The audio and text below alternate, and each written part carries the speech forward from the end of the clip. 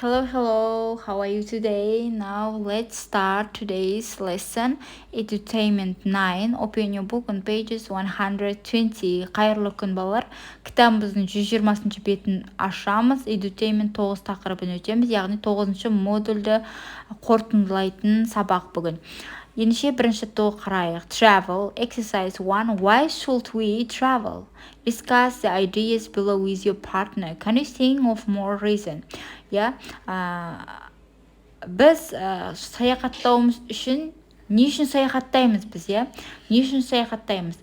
Соны сыныпта талқылаңыздар, себебін айтыңыздар дейді. Астында біраз себептерін жазып қойған, соны нақты ашып айтыңыздар, талқылаңыздар дейді. Сіздерге дұрыс нұсқасын қалдырдым. Соған қарап, оқып, соны айтсаңыздар болады. Next exercise 2. As a class, prepare a video promoting your country to other countries. Decide on the places you will write about. Work in separate groups. Find videos or create your own. Write the subtitles. Record the subtitles. Find music. Upload your video to the school website. Яғни балалар, өзіміздің елімізді басқа елге насихаттайтын видео дайындаңыз дейді.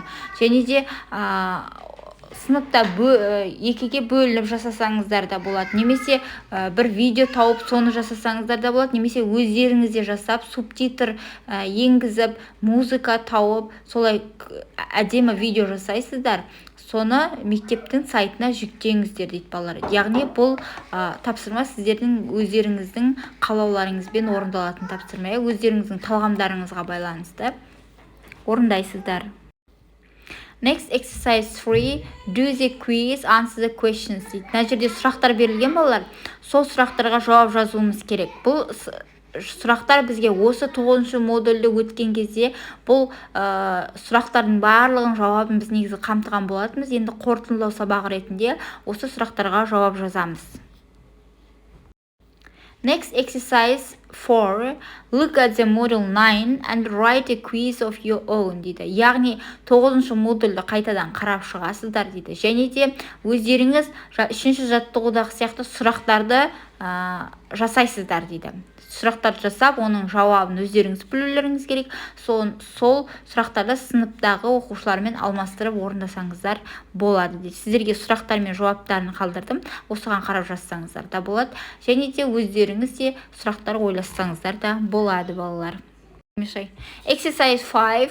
Song. Read and complete the gaps with these words дейді. Яғни мына жерге сөздер берілген, астындағы әнде кейбір қатарларында сөздер қалып кеткен. Сол жоғары жақтағы сөздерді сол өлеңнің қатарындағы тиісті орнына қоя отырып, әнді толық оқуымыз керек балалар. Сіздерге дұрыс нұсқасын қалдырдым.